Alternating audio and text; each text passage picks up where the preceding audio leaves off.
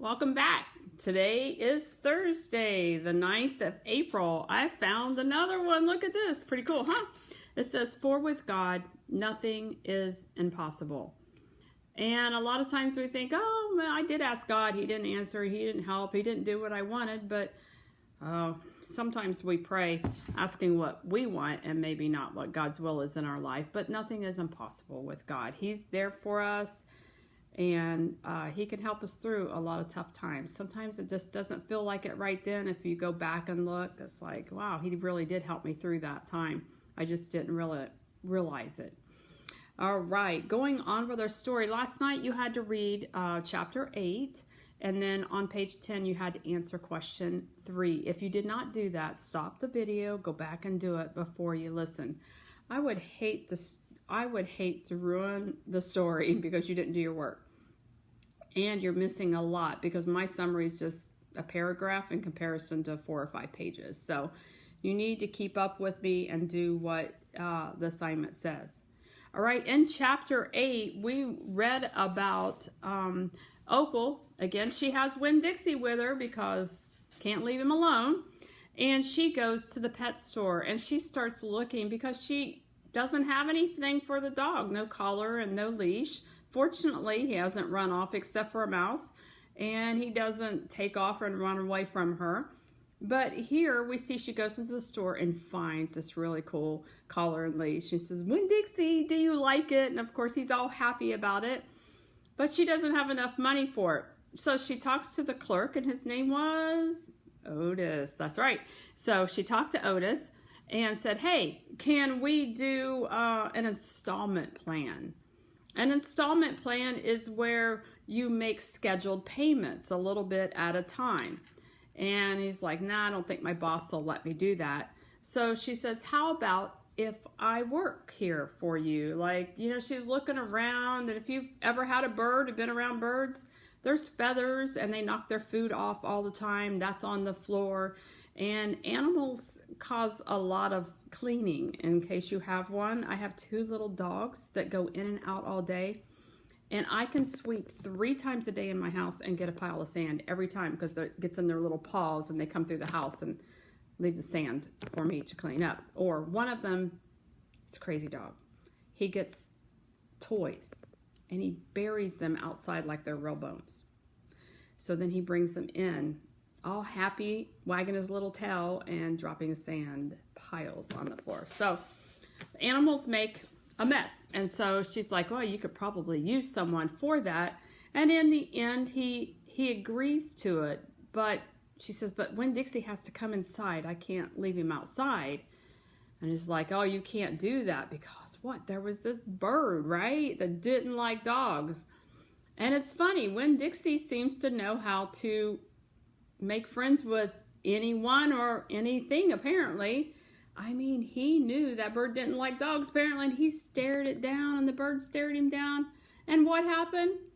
The bird flew on top of his head. How cool is that? So, little twist of the story, didn't see that one coming. And then she goes outside, and she gets invited to a birthday party. Well, it's a long ways away, and it's a 5-year-old. But hey, it's a start. She's trying to make some friends in this neighborhood. You ever thought about the story a little bit? Opal travels around doing whatever, going wherever. Do you get to do that? When I was younger, we were able to do that. I traveled down the road. I would sell Christmas cards or candy or something that we had in school.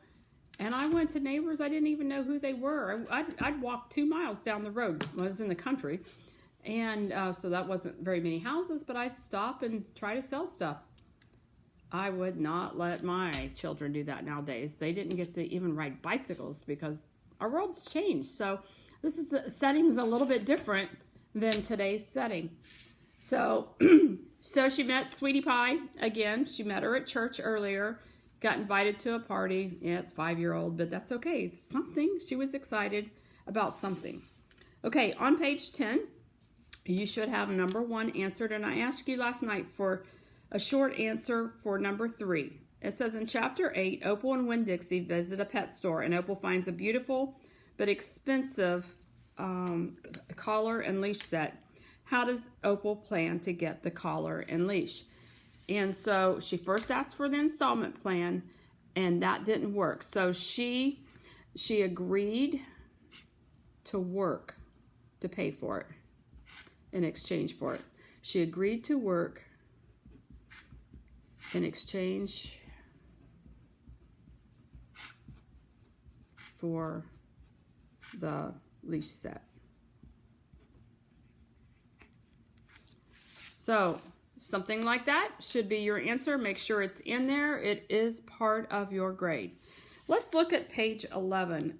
If you notice, this is the same setup as we had chapters 1 through 5. All right, so it says if you could give a title to this section of the book, what would it be? We're not doing that yet. We're going to wait until we summarize all 5 chapters. So what happens in these chapters? Go ahead and write on each line 6, 7, 8, 9, and 10. Because just like this, remember, we're going to summarize a whole chapter into 4 to 5 words. All right, so chapter 6, if you go back and look at it, this is when Opal met Franny Block. Okay, so that's all you need to write is Opal meets Franny, Franny, Block. So that's a quick summarization for chapter 6. And you know what I do? As I read the chapter, when I finish, I write a quick summarization. I'm going to get to the point where I'm not going to give them to you. You're automatically just going to go in there and you're going to write them down as you read. Okay? You need to learn to do this. I know you can do it. I know it's hard too. Number 7, chapter 7. That was a story about the bear in the library. So I summarized it. The bear in the library.